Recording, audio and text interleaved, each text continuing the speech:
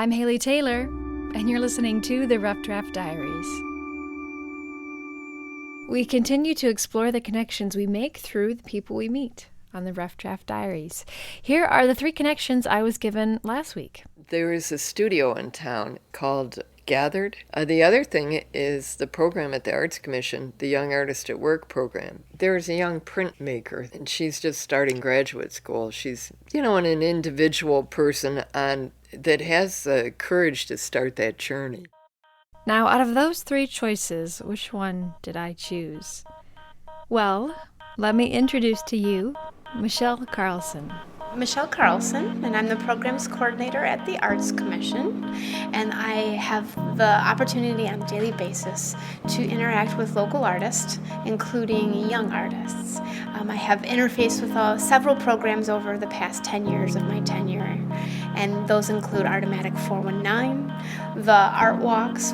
I also have had the pleasure to work with Congresswoman Capter for the Congressional Exhibition for the 9th Congressional District, and then, of course, one of my favorites, well, I have to probably say it is my favorite now, is the Young Artist at Work program, which we are going to talk about today. Michelle is right. This episode of the Rough Draft Diaries will focus on the Young Artist at Work program, also known as YAAW. It's an acronym for the name. That's YAAW. Now that you know what YAAW stands for, what exactly does it do? In a nutshell, Young Artist at Work is a 6-week employment opportunity in the summer in the arts. So we hire high school aged youth between the ages of 14 and 18 to take on a challenge to be paid to create artwork in the summer in the forms of very visible public artwork, individual created artworks that are then sold back to the art community during various events. And also in some scenarios, as this year is proving, we have performing and literary and musical types of explorations that are going to culminate in a cross-disciplinary type project that the public can experience as well. So how does this all work? Well, let's go back to when the program first came to Toledo. That's 1994. It was created by a handful of local philanthropists who had based this program on a program in Chicago that was called Gallery 37. It's the same idea. Individuals in the community could financially support the program so young students could get the chance to explore their artistic and creative abilities while learning responsibilities like working as a team and completing a commissioned piece of artwork. YAAW hasn't changed that dramatically since the year 1994, but as with all organizations, it has had to adapt, while its environment, the city of Toledo, has changed around it. It was a different time back in 1994. There was a little bit more public funding that was easily accessible. The arts at that time were also supported in some ways with the city of Toledo budget. When it first started, we had upwards 75 to 100 youth that were hired to be paid to work as youth artists. But when the funding situation for our community changed, we had to evolve and come up with solutions, and there have been really great partnerships across the years that have allowed the program to still be very meaningful even if we can't hire as many youth.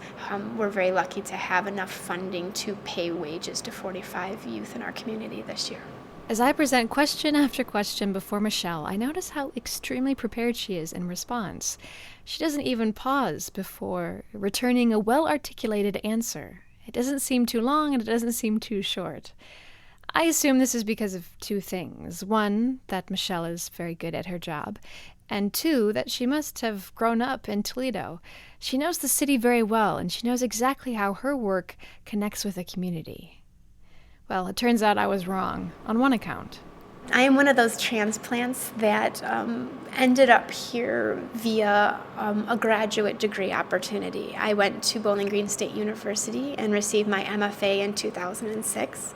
That's what brought me to Ohio. I'm originally from Chicago, Illinois, and really found Toledo to be an interesting place because it offered a lot of diversity, but a scale of a city that was very intimate. And when I moved to Bowling Green and would come here to visit, I just was noticing that it seemed like you could make a difference here in a much more immediate way than a larger city with a huge metropolitan area like Chicago had. And 10 years later, I now have more experience than I ever could have imagined in so many life lessons without even having an arts administration degree. I'm an artist, but I do really care about other people, and those are the skills that I've been very thankful to develop across the years. It's a familiar theme on the Rough Draft Diaries, where a young individual chooses Toledo as the place to impact a local community. There's another young individual who's also trying to make her stamp on the city. I do like line designs and pen work, like black and white kind of things, and I don't know how to describe it. It's kind of like, they look like bacteria kinds of things. That's Callista.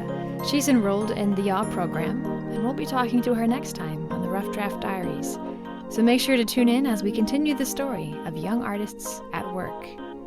For now, I'm Haley Taylor, and thanks for listening.